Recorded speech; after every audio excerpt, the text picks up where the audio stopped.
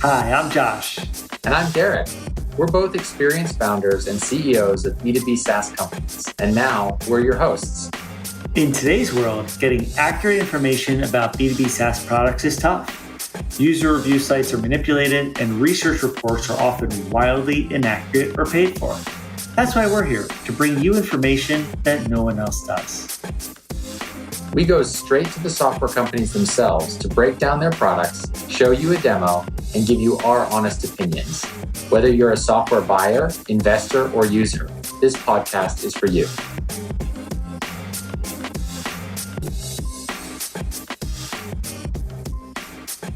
Okay, and welcome back, everybody, to another exciting episode of Talk SaaSy to Me. Today, we've got James. And James, why don't we go ahead and get started? Tell us why Procurement Express exists and why you're the right person to solve this problem. Sure. So 10 years ago, my business partner, Richard, ran an IT support business in Dublin. And he got a call from two customers in the same week looking for the same thing, which was basically an ordering system for the two companies. And for different reasons. One was UNICEF, and they had a lot of people running around Africa doing good things. And that meant that approvals for spend were backing up back in the office. It means that, things were getting jammed up, and they wanted a system to be able to approve spend even when people weren't in the office. And the other one was a cosmetics firm. And that was a slightly different reason. Their MD had embezzled goods from the organization. So he was taking returns and he was selling it up north over the border in Northern Ireland. And he got caught and he got 3 years in jail, and we got a software company out of it because Rich, he Googled for an ordering system, not very well because there were plenty available. He just was rubbish at Googling. And he came to me and he said, let's build this for these guys. They were our first two customers. And now what we do is we do that same thing and a lot of other things. We handle ordering for SMBs, so under 50 employees, for companies that do a lot of purchasing. And the reason you'd want to use a system like ours is that if you want to purchase well, i.e., have things approved, have oversight, get items delivered so that the people can do their job or get on with their day job. You can either use WhatsApp and email and Slack and everything, but that becomes very time consuming. And it's a huge drain on the organization trying to organize and keep straight who's ordered what GL it should be against, why it was ordered, did we build, did we actually receive what we're paying for? There's basically, about 100 different ways you can get a purchase wrong, but there's only one way to get it right. And what we do is help those SMB companies get those purchasing right so that they can get back to spend less time administering their purchases and more time just getting on with the day job. And we do that for a wide range, everything from wind farms in South Africa to charities in California and everything in between. That's awesome. And maybe for the audience, so let's just kind of narrow this down a bit. So you mentioned SMB. So tell us a little bit more about the average size of the customer, the range of the customer, and what typical ERP or accounting software are they on? So what stage are they at in their business? Yeah.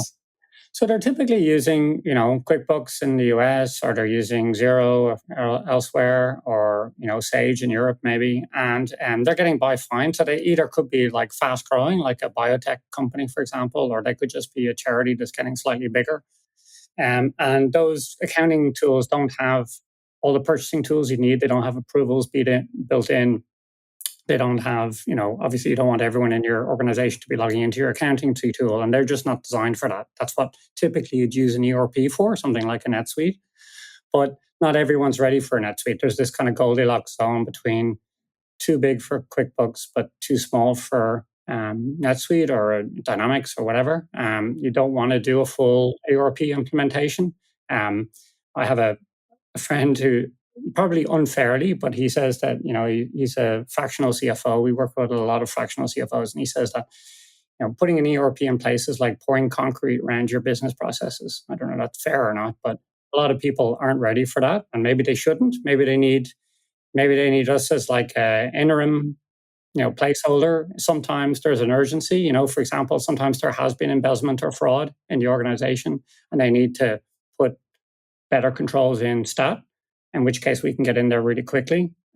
or sometimes they might be want to put us in while they're doing a larger implementation that might take longer, or maybe they just want to use us and that's all they need. Like UNICEF, 10 years later, Clarence, 10 years later, still a customer. So we were the right size for them. And there's lots of people out there who are kind of not ready for an ERP, but they do a lot of purchasing, and we're a good solution in that instance. Makes sense. I think it's important just to echo something you said. So we've had other guests on here as well who are extending the life of QuickBooks. And, I've run a business on QuickBooks, two businesses on QuickBooks actually, and one on ERP. But the two on QuickBooks, my goal was certainly to extend it to the maximum possible before switching to an ERP. So that's a very validated approach in the market. Obviously, it's working for you guys too. And I think for the audience, it's really important. I mean, QuickBooks doesn't have procurement functionality built in kind of at all. So, looking for a third-party tool that does this is really important. Can you, James, and for anyone who ultimately ends up to the website, there's a long list, but can you kind of run us through the features that are included with you guys? Because I know it's a bit of it's a bit comprehensive, which is a good thing, but I think it's good for people to understand where procurement starts with you guys and where it ends. Does it go all the way through AP? Just kind of walk us through, maybe even in the context of a day in the life. Yeah, sure. Okay. So, let me, the classical way to look at this is you start over at the procurement side, which is supplier management, supplier onboarding, vendor management, vendor onboarding, speak American here. And so that starts off with maybe even before that RFQ, for example, doing a RFQ, and we have RFQ functionality as well. So that can start with everything like, hey, we need to buy something. Okay, this needs to go to tender. So we have tools to help you run an RFQ process there. That extends. Then the next step will be sort of vendor management. So that's onboarding a vendor, having a vendor portal, allowing vendors to upload their documentation, their banking, their payment details, all those sort of things. And then traditionally the next step then will be, okay, well, now you start ordering from these vendors. So then now you're getting into budgeting. There's often a bit of a gap between the finance team and what the operations team, their worldview. So accounting teams speak in the world of GLs and ledgers and journals and things like that, and the finance team are just, I need to paint that fence, I need paint, and it's just a different world. So our approach here is to use budgets in the middle. Everyone understands a budget. So you say, okay, there's a budget either for a project or a recurring expense. And then as the ops team are using their budgets, we translate that into the appropriate GL, et cetera. So it's counted for properly. And then within that, then you have approvals. So that's, getting 1, 2, 3 approvals depending on the spend and size and intention of the, what it is. And, we can build up approval flows there so you get the right number of eyeballs in every purchase. And then it goes through to delivery, making sure that, okay, did we actually get that tin of paint that we ordered? Was it up to spec? Is it okay to pay an invoice when the invoice comes in, matching that against, the delivery and the order in the first place? So it's called three-way matching. And then once you're happy with all that, then the last thing we do is get things ready to pay. So typically, we push it as a bill into QuickBooks, where it would be picked up by something like pill.com to be paid, and that's it. So we go from at the very outside the RFQ, and then the very end is into QuickBooks, so you can pay it somewhere else. We don't do any payments as part of what we offer. So that's the whole soup to nuts. Now, having said that, the vast majority of people that we deal with, a lot of the benefit is just approvals. Like that's the heart of it, like ordering, making sure that I can get what I need to do my job and my boss has signed off on it. And that's the meat and potatoes of what we do. And then all the other things are, is sort of nice to haves, or some people might use, some people might not, etc. Yeah, and I know I'm going to steal Derek's thunder here, but tell us about the approval process. Is it mobile? Can you kind of customize the forms or the experience? Because I know, having implemented procurement tools myself, that's always been a key request. I'm just kind of curious if you guys are running into that as well. Yeah, we have a kind of there's a balance. Like approval routing, I don't know, you guys are software guys. There's a real challenge with making approvals usable. Like very quickly, it gets very complex. You either have this sort of arcane language of if, then, else's, and like very, very arcane, if you like, or you have something that's so simple it's just not usable. Now, our approach is kind of the way I look at it is we have departments. So you set up departments, you put a bunch of budgets in that department, a bunch of people, and a bunch of approvers, and then that way you can build a hierarchy. So you can have, you can say, okay, I have my test team that works for my engineering team, and then that sort of builds a hierarchy depending on how big the purchase is normally the biggest one. So you can build a sort of simple tree. So R1 that's what it is, it's and it's certainly, that's what most people want. Now, if you're getting into things like, I don't know, I'm trying to think of a more Byzantine sort of requirement. What we focus on is usability and something that anyone on your accounts team can go in and understand and maintain. And I think we get a pretty good balance there. It's not the most complicated system, but that's by design. We try and keep it usable. Yeah, I've had a lot of experience designing approval processes in the past, and they can certainly get overly complex, especially if a business has sort of an authority matrix or something like that they're trying to map into another tool in order to align that. And it's a tricky area. And a lot of ERP systems don't actually do that very well. You can't structure it in a way that's flexible and easily changeable. In terms of the setup and implementation of those types of processes, how does that work in your tool, James? Like, does this is something that the client does themselves, or do you have a team that helps them sort of get those key points configured when they get onboarded? How does that work? Yeah, so we have a fast start program, and we really prefer to handhold people in the implementation. Normally, it's kind of a maximum 7-week implementation. We prefer to do that. You can stick in a credit card and go at it yourself, but what we've noticed is if people do it themselves, they're less likely to, more likely to churn. So to get everyone properly trained, as you guys know, like software is all about adoption. The CFO can go in and say, hey, we're using this, but if the team doesn't use it, then it's no good, or you just get pushed back or whatever.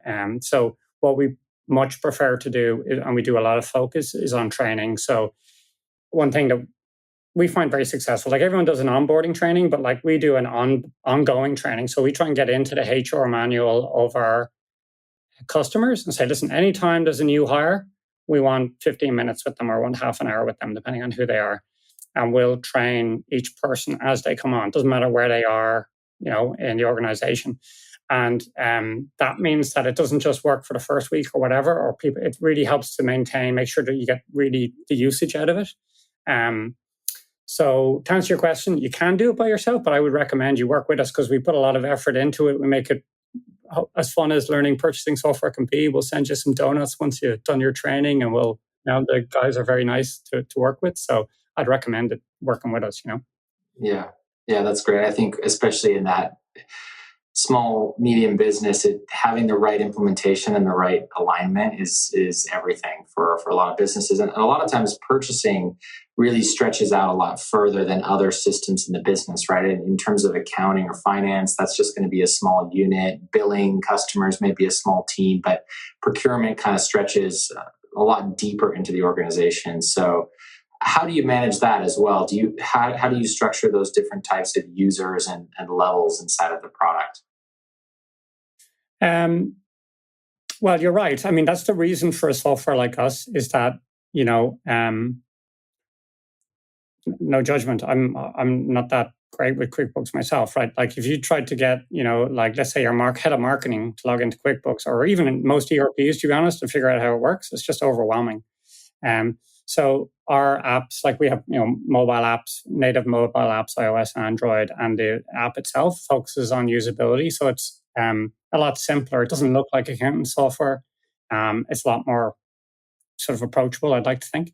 And that helps with the adoption. So because, the way, we really we don't bank on anyone have any background in business background even. So it could be like, let's say, let's say a charity like Boys and Girls Club of America. I have volunteers who need to be able to just log in and get their expense done and move on. You can't have something you need to have, need to do a PhD in software to figure out how it works. So we do focus on training. We like doing the training with people, but in a way, our software looks a lot simpler than most apps you'd see, and that's kind of by design, and that helps get better adoption. Like adoption is the whole key. That's actually value delivery. It's not. We're not selling software. We're trying to sell value. We're trying to deliver value to a customer. I heard an expression recently, which is, money is just a store of value. You don't get value until you've spent it. And I love that. And I think of that for our customers. Like they're not giving us. They're giving us money, sure, but they're not buying software. They're buying, the way I like to think of it is going home 10 minutes early every day. So every day I like to think, we send thousands of people home 10 minutes early every day. And at a sort of a human level, that sort of what gets me going. That's what I'm thinking. Well, I'm doing something reasonable in the world. 1,000 people got to go home 10 minutes early today, and I had something to do with that. I'm happy with that. I'm not Elon Musk, but I'll take it. So, and that's great. I certainly would like to go home 10 minutes early today.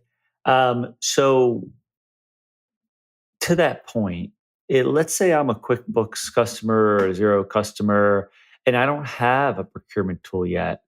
When you think about the key value points or ROI that would get someone over the hump who's thinking about it or evaluating it, but not sure if they need it, maybe tell us the top couple and kind of rank them. And maybe it starts with the one you just mentioned from time savings, but kind of help us. I think there's a lot of people out there who are thinking about it. Do I need it? Do I not? So tell us a little bit more about the why. Well, there's the hardcore, there's the, business reasons. Like, if you're not managing your spend, you're probably overspending by 5 to 10%, right? So that can be, they have this thing called the purchasing iceberg. So the cost of acquiring something in the business is, the sticker price is only a small portion of the cost. There's a whole range of other costs, everything from installation costs, training costs, and then all the errors, risks open to fraud and embezzlement, getting things shipped to the wrong place, in the wrong location, the wrong size, having the wrong people review it. There's just like an endless list of ways you can get a purchase wrong. And there's only one way to get it right. So the hardcore spreadsheet evaluation is, it's quite straightforward. Like if you're doing a lot of spending, if your staff need to spend company money in order to do their job, you can easily put a 5 to 10% saving, which is very, very achievable. And that's the business reason. The time reason is, but I sometimes find that, at the end of the day, you want to free up people's time. And, as a business owner myself, sometimes I hear that and I think, yeah, well, you're freeing up people's time, but, they're getting paid anyway. So, why am I so concerned about my team? Why can't they just do it the hard way? And why do we really need it? But what really does it for me personally is the inefficiency. So where you stub your toe is the mistakes that happen that shouldn't have happened just because of bad communication. And what I personally hate in my own team as well, as I see it, is interruptions. Like interruptions are like you're just like shooting a hole through someone's calendar each time you need to ask them a question. And for purchasing, oftentimes there's a lot of questions involved. Can I do it? Have we got it yet? What's the GL? Was it the right thing? Was it any good? Should we use that vendor again? There's question. And that all shoots holes through the calendar, if you like, of your entire team, which is a real drag on your productivity. Not only can people go home on time, they have to stay late, and they're not focusing on, actual that business's value delivery. Like none of our customers, deliver value by buying things. They deliver value by doing things for their customers. And the more time they're spending on administration is the less time they're spending delivering value for their customers. So, but I'll tell you, that's all quite academic. Do you want to know my favorite reason to use purchase orders? Lawyers, right? You ever worked with a lawyer? You ever worked with a lawyer that ended up charging you what he said it was going to be?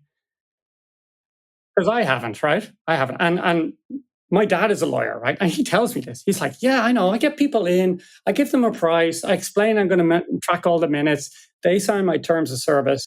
And then, it's never that price. It's always going to be like 20, 30, 40% more, And I don't know how to get away with it. Now, and that's the same, let's face it, a lot of service providers. I don't know who cares. Marketing companies, development companies, like the list goes on and on. Now, if you're using purchase orders and you're ordering properly, you take back the control, right? So you can you're not signing up to their terms of service, they're signing up to your terms of service. So you say, okay, this is how we do purchase. You want to be a customer for it? I'll give you an order number. I'm going to tell you exactly what you're going to cost. And then when they come back, inevitably try and overcharge you, you say, oh, that's interesting. Looks like, let's look at the order. What's the order say? Oh, it seems to be like 50% less than you're trying to charge me now. What do you say about that? You don't say it that way, but you know what I mean? It really helps keep your vendors in order. And I mean, maybe I'm a little bit evil, but I love it when that happens because I'm like, yes, it didn't get ripped off. I am actually managing to my budget, like it's so empowering when you start using just the ordering process properly. And of course, then that means there's a business benefit there. But my personal bugbear is, if you're going to do something for the price you said, when you're going to do it, just do that. Just do that. Like that's what I do. It's what we try and do. And I love it as a tool to be able to help my vendors, meet their own word. So there's different people for different reasons. That's personally what I enjoy, quote unquote, about ordering software, right? But you have all the other logical left-brain reasons as well about saving money and time and all that sort of stuff. But emotionally, that's the sort of stuff I enjoy. Yeah, and I think that's really important, and it's almost sometimes an invisible reason. Obviously, there's the process automation to save time and the controls around expenditures and risk, but the bigger ticket items are typically these projects with these suppliers or vendors or whomever it may be, service providers. And the reality is a lot of folks can have a conversation up front, but it's loose. So getting things documented, agreeing to rates, agreeing to fixed fees or total amounts or not to exceeds, just having that up front and making sure it's approved are things that I don't see conversations a lot of people having. Right. Well, and this idea that misery is the gap between expectation and reality. If the two are the same, like there's no, if they're the same, you're basically happy, right? If you like, it's this thing about millionaires who are miserable after 6 months after winning the lottery because they thought it was going to solve all the problems in the world for them, and it didn't. And this gap between expectation and reality is what it causes all our stress at work, right? So in life, maybe in general, but especially at work, like you're trying to work as a team, you're trying to hit deadlines, you're trying to work together, you're trying to get things done. And when there's a gap between expectation and reality, that's when stress, arguments, discord, all the bad stuff happens, right? So that's that, and that on a human level, that's if you're in an organization where no one, you and your supply chain or the supply chain is not, meeting their responsibilities. That's a lot of sleepless nights. It's a lot of tension. It's a lot of stress. I'm sure there's a couple of divorces in there at one stage, because this all impacts on the team, and it's far more enjoyable to work in an organization where everything you get things agreed, everyone's clear, communication is good, and there's obviously lots of ways you need to do that. But for your ordering software, like it sounds bizarre, something as mundane as ordering software, but I don't know if I can find someone whose marriage I've saved, but I'm sure, I'm sure that there's been less stress in the world. They've gone home, they had 10 minutes early to buy their wife some flowers instead of whatever, and I'm sure it's happened, and that's I enjoy that. Like I enjoy that feeling of helping, just one other point. I mean, there's another reason. There are some like real reasons why you should. Like, it's not an option. It's not a nice to have. Like reputational risk is a big thing. If I go back to UNICEF, like the reason they came on board with us was there was another charity in Ireland at that time, and they came into the press for basically giving their family big jobs and wasting all the charity's money, and that charity was killed dead, right? Obviously, thank God, right? But if you're in a charity organization or whatever, you cannot afford that type of reputational risk. Like it will literally, if there's any impropriety around your purchasing, it'll destroy the whole organization. So for some companies, it's non-negotiable, Now, ironically, That's not always the case. But if people were willing to carry that risk, I mean, if you're, let's say, newly hired in a finance role, senior finance role within a charitable or nonprofit, that's the sort of thing I'd be tightening up. I'd be tightening up straight away, because literally it's existential. It can ruin the whole business. There's other business as well. I mean, cash flow sensitive business. You got me going now, right? So like events. You ever try to run an event? It's a terrible business. You spend millions of dollars on a single weekend, maybe doing, let's say, a concert or an event or something. And for like 18 months later, you're seeing invoices coming in. You think you made some money at that weekend. Well, good luck. The invoices are coming in months and years later for something you thought you made a profit on. It turns out you never made any money on. So for certain cash flow businesses, e-commerce as well, especially if you're scaling, cash flow management is a big deal. Any sort of infrastructure capital project, like I talked with a customer yesterday, and they do artwork installation in hospitals. So they commission an artist to make a sculpture. It could take the artist 2 years to make that sculpture, right? But they need to pay them along the way. So keeping track of that and what was agreed and paying them on time, and then making sure that at the end of the day you haven't overspent, is actually really tricky, especially when you have hundreds of artists and lots of pieces of work, big ticket items. So you can get upside down on that really quickly. So in circumstances like, if you were to look at the spectrum from sort of nice to have, like just all the lovey-dovey stuff I was saying about unhappiness and expectation and stuff like that, that's probably true for all businesses.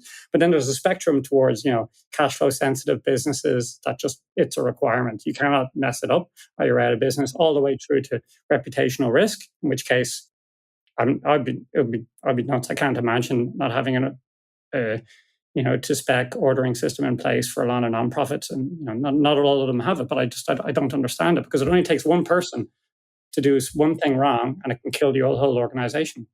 Yeah, it's always amazing to me how small businesses don't control their spend very tightly, and then in many respects, the businesses actually get quite large before they implement a purchase order process. In many instances, you can have many companies that I've worked with personally that are 150 million a year in revenue, and they still have no formal purchasing process that kind of controls the spend, other than verbal approvals along the way or general signatures on open-ended contracts and things like that. It's incredible. So that's great to hear on that piece.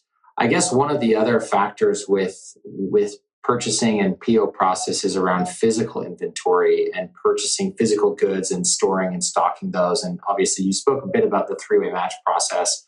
I know that your tool has some punch out integrations as well, but to tell us a little bit more about physical inventory and tracking, and how you see your clients using that tool. So we don't handle inventory at all. It's not a part of what we do. And so we are not a fit for inventory management or any sort of manufacturing. We're mostly indirect spend what we're managing. So we're thinking of marketing companies. It could be there's basically anything where there's sort of manufacturing. You probably have better, you need some other system for that. But even within that manufacturing company, we could, for example, do the expenses or do the office expenses, stuff like that. But for a lot of businesses where, let's say, they're dealing with outside contractors, they do subcontract a lot of work. That's much closer to what we help with. You're paying contractors or consultants, stuff like that. But we're not a good fit for inventory management or manufacturing. Makes sense. How about on the indirect spend side then? If they have company credit cards, things like that, how do people interact with your tool? I know that's a common use case of these types of tools, that you want to get approval for spend, but then once you have approval, you want to use some sort of credit card or some sort of payment method that might require yourself or someone else to take action. How do you normally work with those in the tool? Yeah, so we don't do the payments at all. So you're talking about stuff like Ramp and Brex and like card solutions. We don't do any card solutions there. So all the payments are normally done through QuickBooks.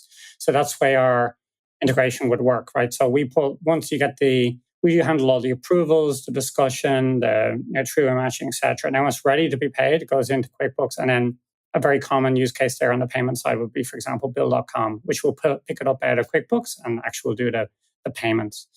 Yeah. That's great. Yeah. And yeah, it's really helpful. So, kind of shifting gears, we've talked about some of the value and some of the features, and um, I have two questions. One will lead into the other. The first question is something we didn't cover is help the audience kind of get a sense of your guys' size or viability. I know you've mentioned you've been in the market for a couple of years now. I don't know if it's a number of customers or Sure. some other metric you want to share. Sure. So we have 268 customers who's counting. I check it every morning, right? So, and that's the size we're at. And the the average customer, I think, stays for us for about 5 years. So there's some like UNICEF that have been forever, but some and we're very much that SMB fit. So 10 to 50 employees. That's about the size of company we are, and even culturally as well. We get on well with those folks. So that gives you an idea. But like on the other side, we've been around for 10 years. We're a very profitable company. And we're how can I say, we're past the startup phase. Way cooler to be a startup, but I'd rather take the profits. Thanks. Sure.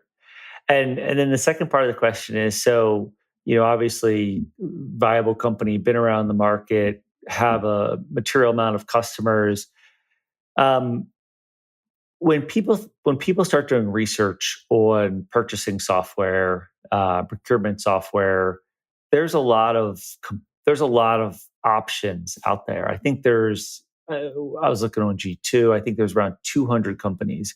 Now, when I start looking at how many of these are focused on small business, it's maybe 10% of that. So maybe there's 20, max 30 kind of companies really focused on small business in the purchasing or procurement space. But tell the audience a little bit more about where you win. I mean, there's obvious competitors out there.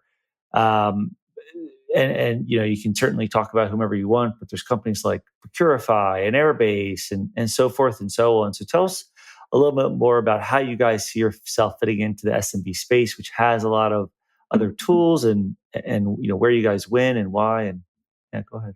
Yeah, I'll orientate the sort of marketplace for you. So you're right. If the best place to do is search purchasing Capterra, for example, and you'll see like a load of different software providers out there, and it can be a little bit bewildering to figure it out.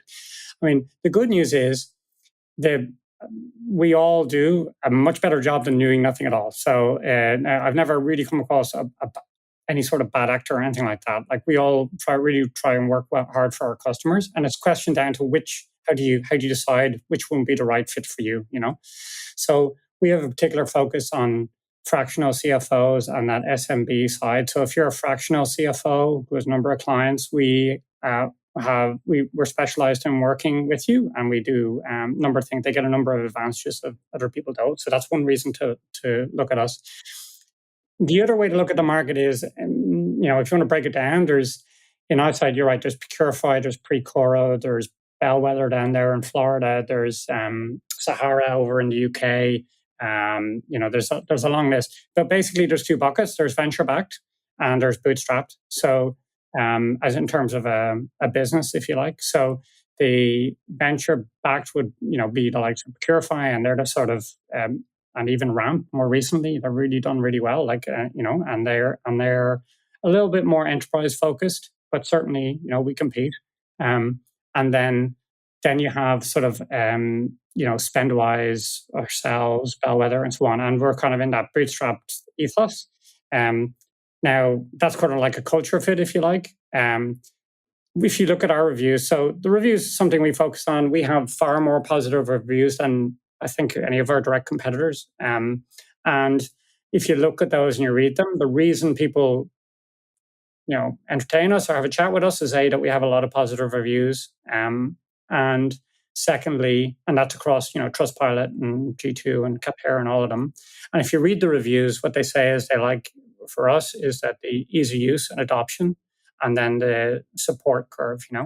And they're the things that are mentioned in the reviews. I mean, if you're considering this, please use something. There's no real bad options in the market. You just decide the thing that feels closest to your to what you need. And if you're a fractional CFO, maybe you want to talk to us. I mean, that's what we focus on. But even not, then if you're, I don't know, I'm trying to think of who might be a better fit for, like, for example, let's say Procurify. They have great inventory management, right? Precoro, great for construction and inventory management, so there's a lot of choice there, and there's no bad option. Just please pick something, because you're making life harder for yourself than it should be if you're using a spreadsheet or whatever or whatnot. Yeah, and certainly anyone going through a software selection process, whether formal or informal, for the audience, I mean, you guys should consider the functionality. And just because something has a great review, it may have too much stuff that you need, right? If you don't need inventory management, then you may be paying extra and you don't need that. So there's a lot to think about, and evaluating a number of tools always sensible. I really should try and do some selling here, right? Not to convince people. So let me give you a few more solid reasons why you might want to consider us. So we have a punch out that is the most powerful in the market. So a lot of people have punch outs. If you're not familiar with what a punch out is, allows you to take a shopping cart, let's say on Amazon, and turn it into an order and then have it purchased. And the way we've done it is a little bit different to most folks. So we have the widest array. We have more than 400 shops in our punch out library, which, as far as I know, is far larger than, maybe you guys are in a better position to tell me, but it's far larger than most other punch outs, if any of them. And that's partly because of the technology choices we've made on how we do it. But that it means if you do a lot of online ordering, Amazon, frankly, everyone has a punch out for Amazon, as far as I know, or a lot of us do. But if you, let's say, use Fisher Scientific, maybe even Grainger, like a lot of these like long tail of shopping carts that you need to be able to order from, we can integrate with all of them. We're probably already integrated, and that's one firm reason why you might consider Procurement Express over the others, because sometimes we might just be integrated with an online shop that the others aren't, which is quite frequent, And then, the mobile app is a big thing these days as well. Not all of the software providers have mobile app, but most of us are not behind a desk, especially in this market. So if mobile is important to you, you want a native app, you don't want a web app or whatever, with all the functionality to doing scanning and so on. That's another very strong reason to consider us. So there we go. I'll leave it there for Perfect. Now. One more question on my end. Tell us then, obviously we just talked about kind of the competition and some of the functionality. So tell us what's on the roadmap. What's next? Well, I mean, personally, for me, it's about, I really love working with newly hired CFOs at the medium-sized company. And for me, the thing what I'm doing is I'm building out a network of fractional CFOs to work with. And in fact, if it's okay to mention, I have a podcast as well. It's called the Gross Profit Podcast, and I interview fractional CFOs over there. And it's really fascinating, really interesting. I've learned a lot doing it. So I thought that, God help me, I'm a card carrying nerd, all right? I'm a programmer. So I thought like accountants were basically just like me with a calculator, right? It turns out I couldn't have been wrong, further from the truth. They are the most high-performing finance professionals are actually much closer to diplomats that I've discovered. They're very skillful communicators, the ones that manage to get to the top of the organization, and they're very good at delivering information in the right way, whereas someone like me might be a bit more bullheaded about it, but they are very sophisticated in and they built their careers about their ability to be able to bring the team together, and often have to be quite conciliatory, but obviously a lot of the hard decisions land on their desk as well. So I didn't directly answer your question, but I guess what I'd like to mention is that's what I'm focused on, is top of mind. So if you are a fractional CFO, you want to get some profile, I'd love to talk to you and get you on the show. Perfect. Anything on the product side that the audience should know? Anything coming up on the product side? On the product side, I'll say no. On the product side, we're polishing. We've decided. So I'll let you into a secret. We were terrible at adding new. I wouldn't say we're terrible at adding features, but we always just love chasing after the shiny thing. In fact, we used to call it adding magical features to the product. And what we've decided consciously to do is we do a great job, but we've consciously decided to polish the product a lot more than. And you know what? Customers hate it when they change the product. Actually, a lot of the time, so what we've consciously decided to do is we do exactly what we have been doing, but the difference is we try and develop it so that when you see it for the first time, it makes you say, wow, right? And that's what we aim for when we show it to someone. And we, on the strap line on the product, on the landing pages, take the hassle out of managing company spend with magical features. And when we say magical features, we mean something that when you see, you go, that normally takes me half an hour to do what you showed me there in that 3 clicks, and the weird thing is what gets people excited is not often what you expected. Sometimes it's a punch out. Sometimes it's OCR. Sometimes it's just being able to recur a purchase order. These little things that make your quality of life much easier. And we're focused on doing more, better refinement and polishing of what we already do rather than add new stuff. That's the honest answer. Awesome. Derek, any other questions or should we jump into a demo? No, that's great. It was great to see the overview and looking forward to seeing the product a little bit. Okay, so let's get into the product. But permit me 2 minutes just talk about the problem. I've talked about this a little bit as well, but I love describing the problem in this way, right? And I touched on it a little bit. Let me just get this going. This will take 30 seconds, but it really emphasizes the reason you might want to use Procurement Express. So I'm going to tell you a story. It's about Bob. So Bob's been given a job, and his job is to paint a fence. So he needs to buy some paint. So what he does, he goes to Mary to get approval because Mary manages Bob. Mary needs to go check the budget with Bridget, and then Bridget she says that it's okay. You need to send the order off to Claire so she can send Bob the paint, and then Carl needs to pick it up and deliver it. And then Desiree needs to do the accountancy on the back end to make sure it was coded correctly. And then 6 months later, Deepak needs to come in and do the audit. Now, that sounds simple, but this is the communication you need to just buy that single tin of paint, right? So this is what I talked about when I said that, every time, this is all the sort of talk and chat and WhatsApp that needs to happen just to buy a single tin of paint. And that's fine if you buy 1 tin of paint, but if you're hundreds of tins of paint a month, it really kills your productivity. And our customers tell us that just to buy a single tin of paint, if you add up all the people involved, if you really want to do it properly, it takes about an hour of people's time.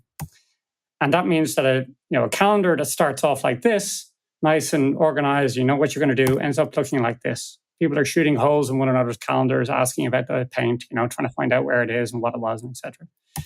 Simply what we do is we provide a single place where everyone knows where the paint is. They don't have to interrupt each other, and they can get on with their job. And our customers tell us that instead of an hour, it takes about 10 minutes to purchase anything, to be honest. So let me orientate you on the software. So this is the full version. This is a dashboard. This is where your finance view, but let me make it a bit simpler for you. So on the left-hand side, you have a menu, and here we have kind of the workflow in general that I talked about earlier, all the way from RFQ down to payments. And this is the process of people go through. So at each stage, you can see orders as they progress from RFQs down to requests into deliveries and orders, etc. And you can keep track of everything. So that's kind of your navigation, if you like. It's obviously a powerful search up here, which searches everything in the semantic search, searches everything in the app, so you can find what you're wanting. But most people focus on requisition. So let's get started with a requisition. So just going into the admin company here, and this is a standard order form that you get almost out of the box, except for a few things. So you can fully customize this, and you don't need a geek like me to do it for you. You can add custom fields to the form, so you can customize it to exactly what you need. So you can add dates or any other information that you want. And this form already has one custom field on it here where we've asked, what the payment method is for this. So you can add forms and drop downs and whatever you want here so that you can capture the information that you might want. Then you can obviously pick your suppliers here. You can either, if you want to raise a requisition, you can either do it directly here, you can type it in, or you can lock down this list of vendors so that only the approved vendors can be used for orders. And, I won't show you how to fill out a form. You can fill out the form here. You can do all the things. You can add comments for the supplier. You can add notes. I can add mentions. A colleague, let's say, if I want to say, hey, Richard, is it okay if I buy this? You can do all that sort of stuff. So you can communicate about the order as it goes along. And obviously you can select budgets. But this is the most boring way to create a purchase order. So let me show you some more interesting ways in my mind. What you can also do is you can OCR items in here. So you can say, okay, I'm going to pick an accounting PO that I have here, or an invoice or a quote. Let's say it's a quote that I have. You can upload it, and then it can scan in all the details, and it can do all the data entry for you, because no one likes doing data entry. And and it'll sort of fill out all the form for you so that you don't have to do it. So you can see here all the line items are filled out. It shows me what budget has been used and how much the budget is impacted. All of this sort of detail can be only scoped down to by user roles as well. So if you want some people to see the budgets, other people not to see the budgets, some people to have access to certain budgets, etc., that all can be configured. And then you can send these orders off for approval. So the approval routes can be set up like this. Let me just visualize that for you for a second. So the approval routes can be set up like this. So you can set up like a hierarchy. You have requesters down the bottom, and then up to a certain amount, I might say $500 goes to their manager, $10,000 goes up the chain, and so on, all the way to the CEO, for example. And that's how the approvals are decided. So as I pick purchase orders here, or as I pick budgets here, it's telling me who needs to approve the order as I go along, and then I can send it off for approval. Now, the first people that sort of used the software were not very tech savvy. So when you get a request, I misspoke. The first person who was using this, when I think back to UNICEF, was 90 years old and still running his business. What a legend, right? But that guy didn't want to log into anything. He's past that, right? So instead, we made it so that you can just do all your approvals either from a mobile app or from just from your email. He was used to email, and you could just reply approved or click approve, and it will approve whatever purchases you want. And that's how that works. Then we have orders that have actually been created. Let me show you some other ways. So in here, let's say I have,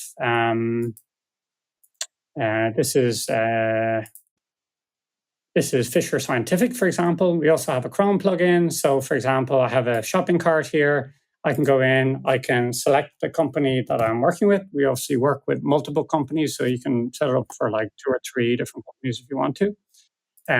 You can select the budget, the department here, and let's say the budget, and I can put in the supplier I'm using here. And it remembers all suppliers. So if you added a supplier before, it'll allow you to add it again and so on. And then it'll do all the data entry for you as well. So this is another way that you can create purchase orders really quickly without having to do all the typing yourself, and that makes a big difference. So then when you've got your orders out there, each order then will be in a different state. So for example, if I pick one here, some of them will be delivered or not delivered. So you can see here, this order has been approved, it's unpaid, it's undelivered. And you can, as you take delivery, for example, as you order, you can mark them off as being delivered so that everyone knows, we've actually received what we should have received. For that step, I should have mentioned is you can send the order off to the vendor through the system, and the vendors also optionally can use a vendor portal. So in the vendor portal, they can see a list of all the orders that they've had from you as a company, and obviously it allows them to submit their invoices, so everyone's singing from the same hymn sheet. You can have communication backwards and forwards. So not everyone's going to use the vendor portal, but for the companies that can use it, it's a big time saver. And then it goes down all the way into deliveries. You can order things as delivered. And then finally, you can mark them as ready to pay. So you can say, okay, these items here are all ready to pay. At this point, then, once it gets into this section, we push it out into your payment software. So that could be QuickBooks or whatever you're using. And then it gets processed and paid. We're set up, obviously, for multi-companies and also multi-departments. So you can have a number of different users with different roles. Some people will not see any of this. Their only ability will be able to raise requests, or their only ability might be able to see everything in read-only mode, or their only ability might be able to, for example, they may not be able to add suppliers. Only some people want to add suppliers or not. And that configuration, there's hundreds of ways you can configure the software, maybe thousands actually. And there's a lot of different configuration options here. So over the years, over the 10 years we've been doing this, I still get surprised, but we've come across, hundreds of different ways of managing your ordering.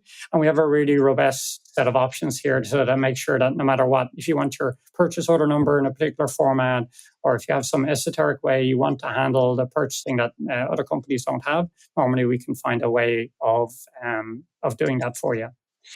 And then finally, I'll finish off with budgeting. So, the great thing about having a real-time tool like this is the operations people have a lifetime view of what's happening in their business in terms of their budgeting, and it's the same view that the finance team have. And that difference gap between expectation and reality, that's where all the unhappiness lives in the world. That's totally true when it comes to operations and finance teams.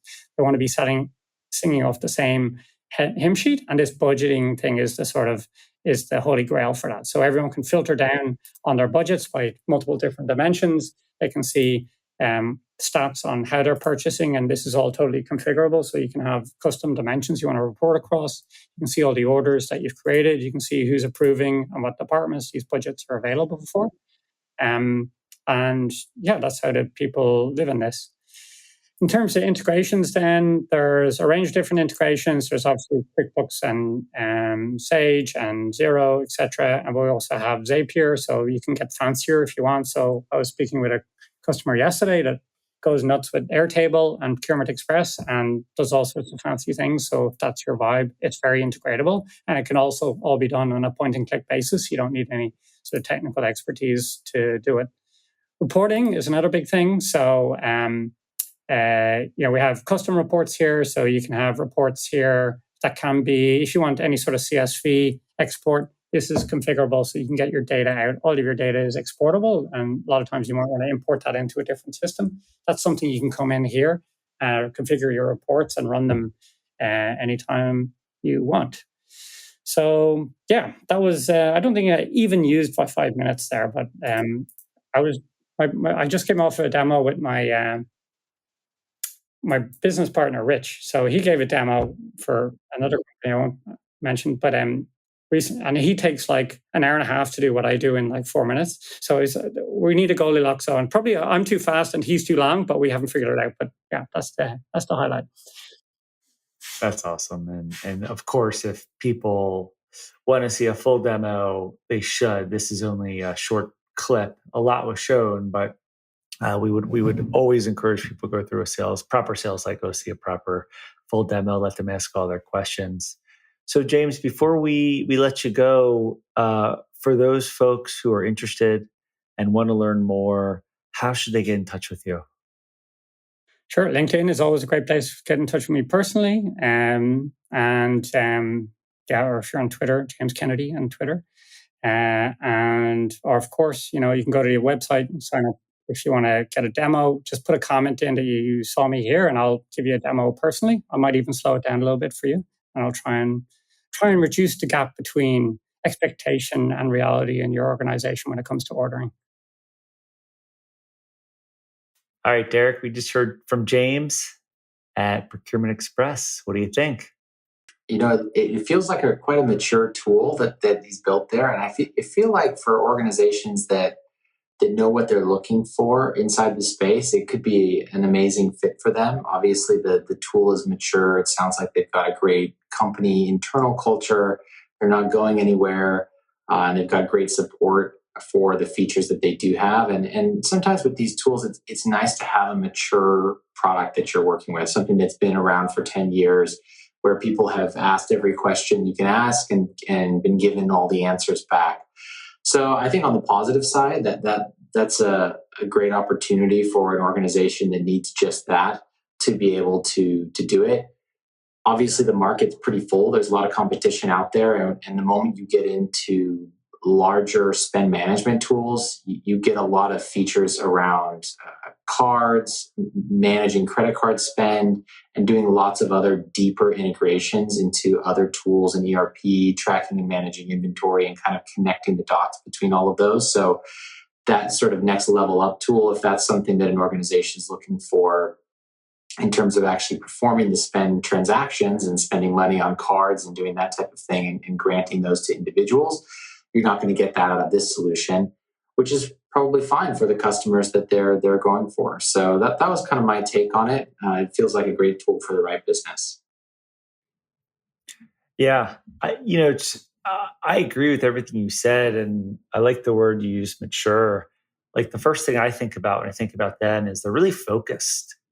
If you're a SMB on something like QuickBooks and you need procurement or purchasing software outside of inventory and outside of having built-in cards, et cetera, it's a pretty robust, mature tool. Like you said, like they've really dialed it in. Everything from the UI, UX to the amount of features within it. So I like that they're focused. When we asked about his product roadmap, he's like, we're just essentially what I got out of it is they're doubling down on what they have to make it the best thing possible. So I appreciate that focus. There's obviously constraints with that of some companies will or won't fit because of where they're focused, but they are focused. So instead of being something for everybody, they're something for the population that they want to serve, and they've been successful at that. So I think that's really cool.